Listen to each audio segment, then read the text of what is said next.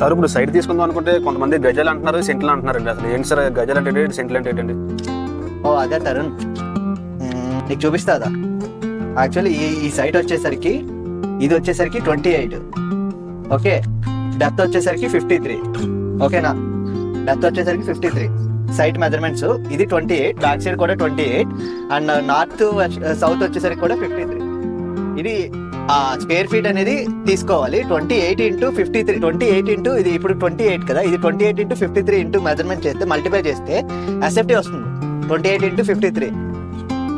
So suppose ఇప్పుడు నీకు example చూపిస్తున్నాను. ఈ సైట్ మెజర్మెంట్ వచ్చేసరికి 28 ఇంటూ మల్టిప్లై 53 ఎంత వచ్చింది? 1484 డివైడెడ్ బై 9 చేస్తే 164.88 స్క్వేర్ యార్డ్స్ ఇది వచ్చేసరికి.